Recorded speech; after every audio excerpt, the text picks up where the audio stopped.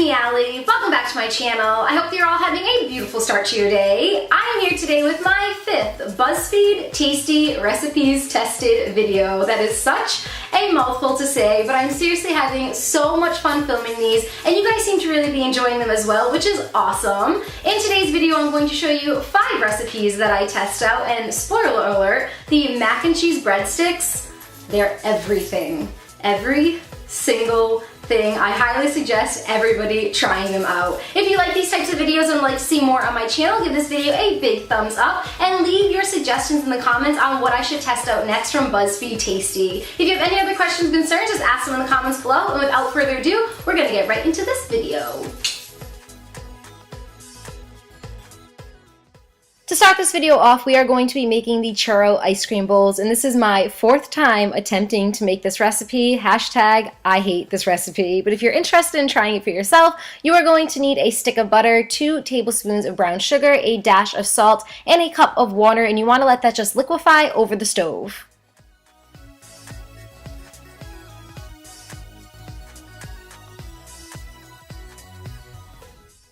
Once your butter, brown sugar, salt, and water have liquefied over medium heat, you want to add in 1 cup of flour, and you want to use some serious elbow grease in this, and you want to mix it together until you form the churro batter.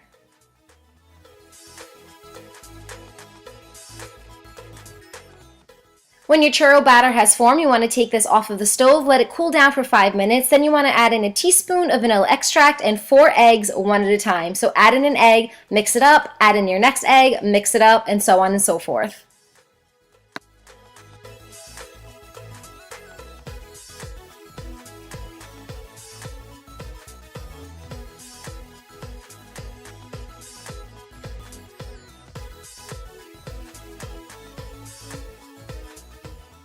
Next, you want to take your batter and place it into a piping bag. This is optional. You can use like a Ziploc bag, but I would highly recommend using a piping bag because it's a lot thicker.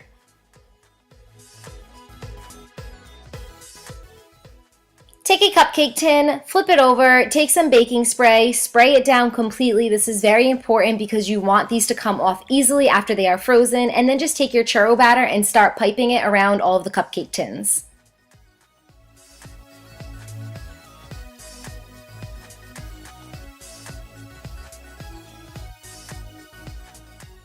Once frozen solid, you want to pop these off of the cupcake tins, and I just use a spoon to help me, and they did pop off relatively easy. Place these babies into a fryer later, or in my case, a makeshift fryer later, and just fry them up until they are golden brown. Mine took about 1 minute to 1.5 minutes on each side.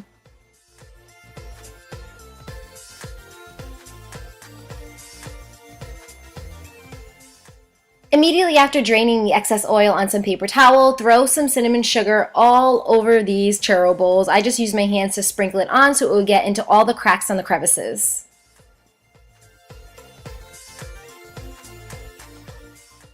And the final step is to add 1 scoop of vanilla ice cream and then garnish with whatever you like. I just chose to drizzle on some chocolate syrup, and yes, the churro bowl to the left definitely deflated, but it still tasted good, and that's really all that matters.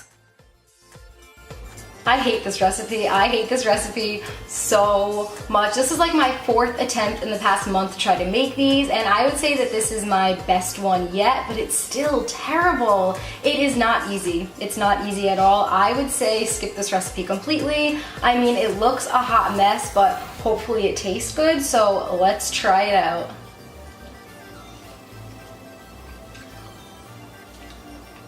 I mean, it tastes good.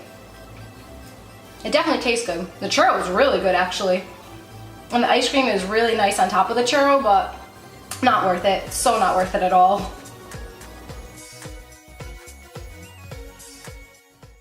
For the mac and cheese breadsticks, my personal fave of this video, you want to start off with some pizza dough, place it on a wax sheet of paper, and then take a knife and just start cutting strips out of your dough. Then you want to take some frozen macaroni and cheese. I'm just using the Stouffer's brand for no other particular reason than I've had it before and it tastes really good and it's also really cheap. Allow this to thaw out for at least 5 minutes is going to make it a lot easier to cut. And then take your knife and start cutting out little blocks of the frozen mac and cheese.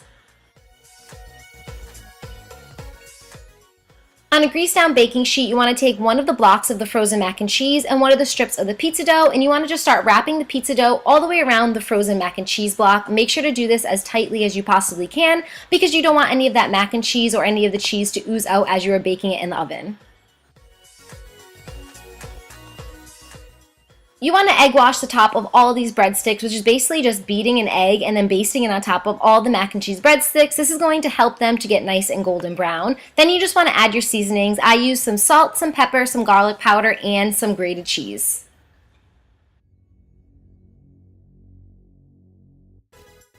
Once you're satisfied with your mac and cheese breadsticks, throw these in the oven at 350 degrees until golden brown. Mine took about 20 minutes, and this is what they look like when they came out. Here is the cheese test. Let's break it open, and yes, it looks fantastic.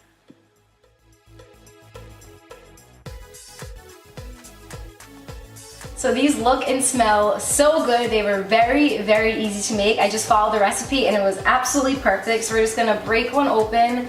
Look at all of that macaroni and cheese goodness. I'm gonna do a little close-up for you. Oh, it's so beautiful.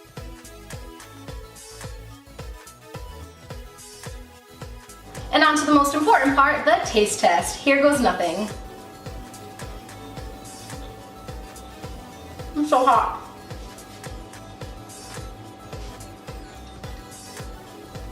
Buzzfeed. Yes. Oh my gosh. Buzzfeed is just like the real MVP. They know exactly what to do. Holy crap, these are phenomenal. The seasoning on the top really brings it to the next level, and let's be honest for a minute, it's mac and cheese, it's breadsticks, it's seasonings, and it's garlic. How is this not going to be good? For these chocolate peppermint squares, you want to start off by crushing up 5 graham crackers, and you want to pour all of your crushed graham crackers into a bowl.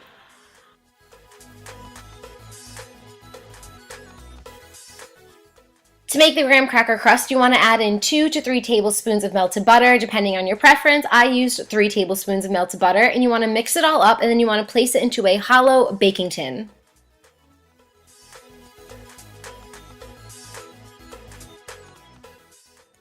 For the peppermint cream filling, you want to add into a bowl 1/4 cup of coconut oil, 1/4 cup of heavy cream, a teaspoon of vanilla extract, a teaspoon and a half of peppermint extract, and a tablespoon of powdered sugar. Then you just want to take a whisk and mix it all together.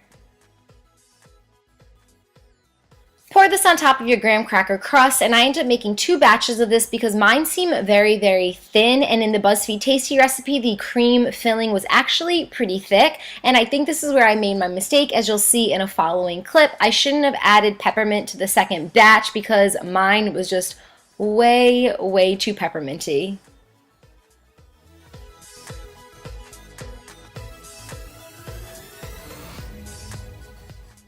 Place this in the freezer until it is completely solid. Mine took about a ½ hour, and then while it is freezing, you can start off with your chocolate topping, which is just dark chocolate chips and 2 tablespoons of coconut oil. Place this in the microwave and mix it together until the chocolate is smooth.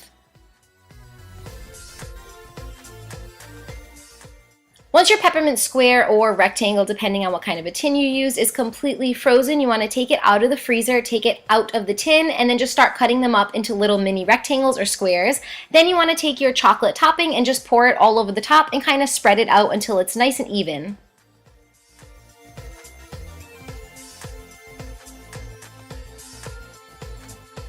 Seriously guys, this smells just like Christmas, and Christmas is one of my favorite times in the entire year, so this one is for Santa. Here we go.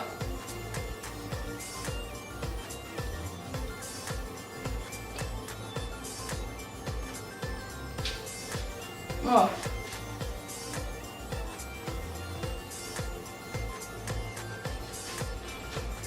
That tastes like Santa on steroids. I think I put a little too much peppermint.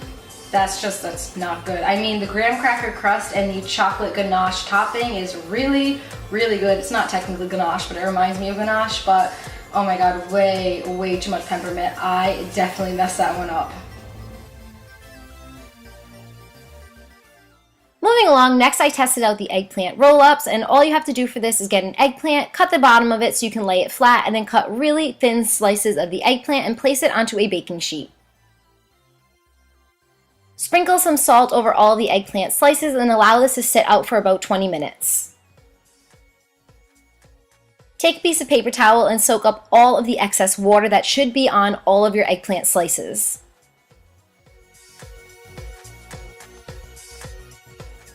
Place this in the oven at 350 degrees for about 20 minutes.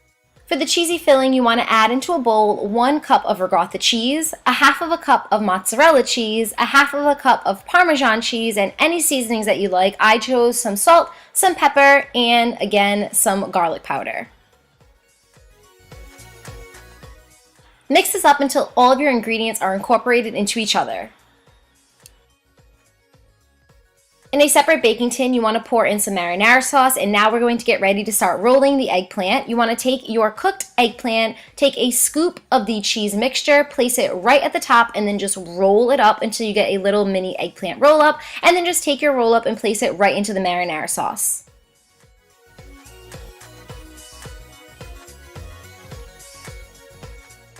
Pour the rest of the marinara sauce all over your eggplant roll-ups, and finally finish by sprinkling some grated cheese all over before you place it in the oven.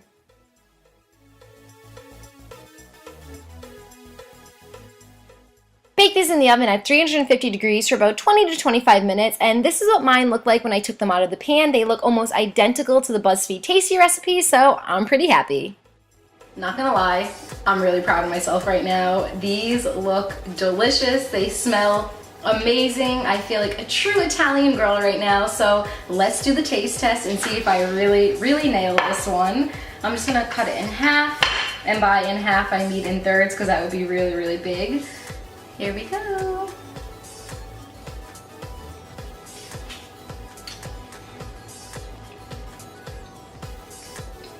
I'm so proud of myself right now. Oh my god. I'm gonna make these at my next Sunday dinner when I have my family over. These are so good. They were really easy to make, and it tastes exactly like eggplant parm, which is one of my favorite meals in the entire world. And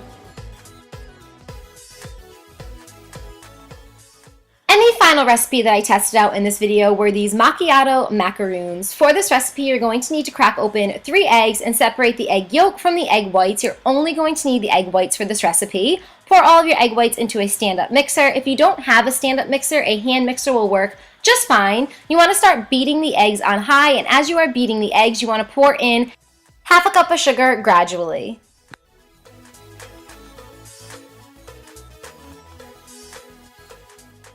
Keep beating the eggs until stiff peaks form.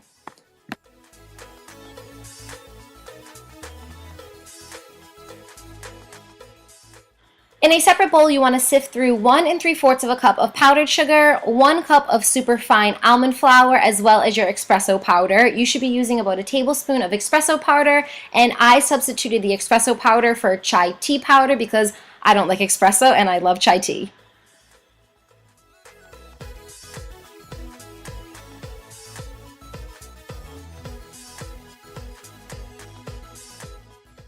Pour all of your dry ingredients right into your wet ingredients and take a spatula and start folding it all together.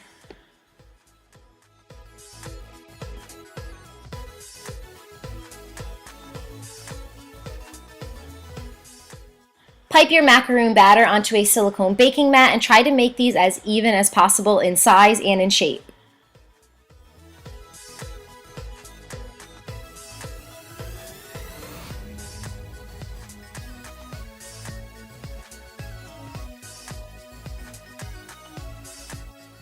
The most important parts of this recipe is to take your macaroons and kind of smash them down onto the table. This is going to release any of the excess air bubbles.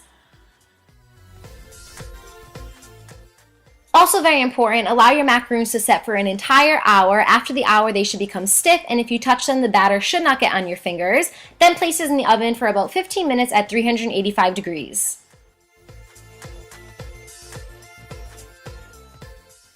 The final step is to sandwich your macaroons together. This is what mine looked like when I took them off of the silicone baking sheet, and I just added some chocolate frosting in the middle because I love the way chocolate tastes with chai tea. And this is optional, but I drizzled some dark chocolate on the top just for a little bit of aesthetics.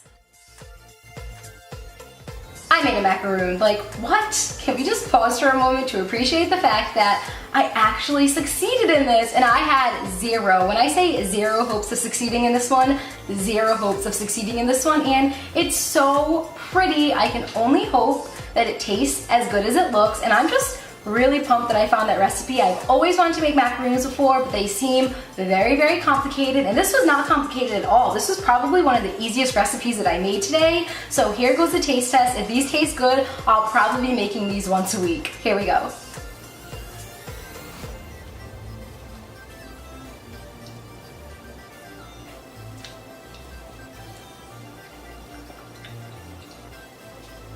Yes, so good. It's so good. There's no other words to say. I probably have chocolate all over my mouth, but worth it. These are phenomenal. Just look at that. Ah, yeah.